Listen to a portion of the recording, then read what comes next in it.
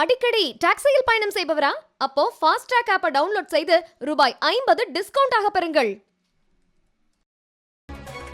இயற்கை பேரிடர்களின் அச்சுறுத்தலை கண்டு சிறிதும் அசராமல் காலங்கள் கடந்தும் கம்பீரமாக காட்சியளிக்கிறது திருச்செந்தூர் முருகன் கோயில். இந்த கோயில் உட்கட்டமைப்பின் சிறப்பம்சங்கள் என்னென்ன என்று விரிவாக பார்க்கலாம். தென் மாவட்டங்களில் பொழிந்த கனமழையின் வெள்ளப்பெருக்கால் தூத்துக்குடி, நெல்லை உள்ளிட்ட மாவட்டத்தின் பல்வேறு பகுதிகள் நிலை குலைந்தன.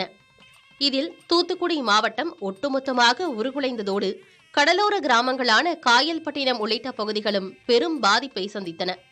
இச்சூழ்நிலையில் திருச்செந்தூர் கடலையொட்டி அமைந்துள்ள பிரசித்தி பெற்ற முருகன் கோயிலில் வெள்ளப்பெருக்கினால் எந்த பாதிப்பும் ஏற்படவில்லை என்று கூறப்படுகிறது.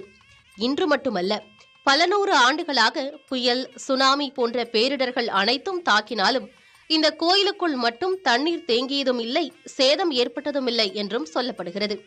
இதற்கு காரணம் கோயிலின் கட்டமைப்புதான் என வியப்போடு கூறுகிறார் பல ஆண்டுகளாக அக்கோயிலில் பணியாற்றும் அர்ச்சகர். இப்போ இந்த கோயில் கட்டமைப்பு இதுவரைக்கும் சுனாமி வந்த போது எந்த பாதிப்பும் இல்லை. இதுக்கு முன்னாடி 3 வருஷத்துக்கு முன்னாடி கோயிலுக்குள்ளெல்லாம் தண்ணி வந்தது. அப்போ என்ன பண்ணாங்கன்னா, தேவையில்லாத மடைகளெல்லாம் அடைச்சி வச்சிருந்தாங்க இந்த சுனாமிக்காக. அப்புறம் அதை அடைச்சி விட்டு எல்லாம் விட்டதுக்கு போக ஒரு அரை மணி நேரம் இல்லை, 1 மணி நேரம் தான். அப்புறம் மழை தண்ணியெல்லாம் போயிடும். இப்போ ஊரை சுற்றி இருக்கிற தண்ணியெல்லாம் இப்போ முந்தா நாள் 4 நாளைக்கு முன்னாடிலாம் மழை பெஞ்சுது. இப்போ இங்கே பார்த்தீங்கன்னா எந்த தண்ணியுமே இல்லை. கிரிப்பிரகாரத்தில் வரும்போது கடல் மேலே அந்த சிவத்தில் ஒட்டுமே, அப்புறம் அந்த கடலில் மேலே விட்டோம் ஜில்லுன்னு இருக்கும். இப்போ அந்த மாதிரிலாம் இல்லை. இப்போ அந்த மாதிரிலாம் இப்போ அந்த மாதிரி ஒரு வாய்ப்புகள் இல்லை. எந்த தண்ணி வந்தாலும் நிற்காதீங்க. கிட்டத்தட்ட 2000 ஆண்டுகளுக்கு முன்பு சித்தர்களால் உருப்பெற்ற திருச்செந்தூர் முருகன் கோயில் 17ஆம் நூற்றாண்டில் கோயிலின் கோபுரமும் கட்டப்பட்டு விரிவாக்கமும் செய்யப்பட்டுள்ளது.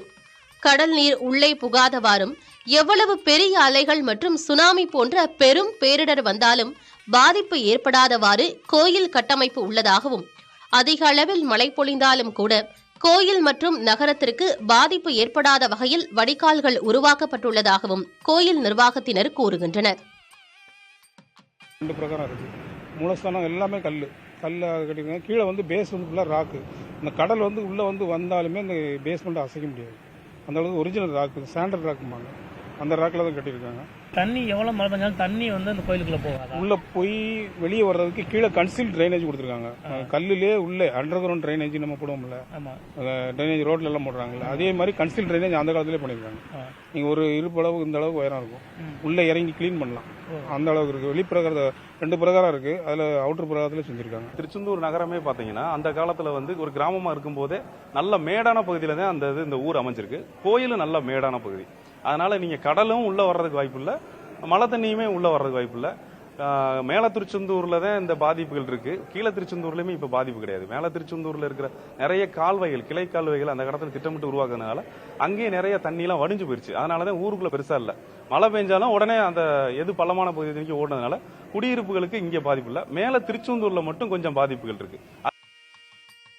எவ்வளவு பெரிய வெள்ளம் ஏற்பட்டாலும் தற்போது மட்டுமல்ல, இனிமேலும் சிறு பாதிப்பு கூட இக்கோயிலை அணுகாது என்று அக்கோயிலின் பொறியாளர்களும் நிர்வாகத்தினரும் நம்பிக்கையோடு தெரிவிக்கின்றனர்.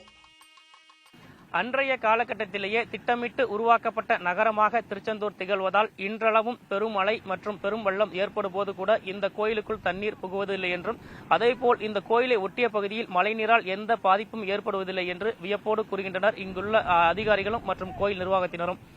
புதிய தலைமுறைக்காக தூத்துக்குடி மாவட்டம் திருச்செந்தூரிலிருந்து ஒளிப்பதிவாளர் அப்துல் கபூருடன் சுபமுத்து, பழம்பதி. அடிக்கடி டாக்ஸியில் பயணம் செய்பவரா? அப்போ ஃபாஸ்ட் ட்ராக் ஆப்பை டவுன்லோட் செய்து ரூபாய் 50 டிஸ்கவுண்ட் ஆக பெறுங்கள்.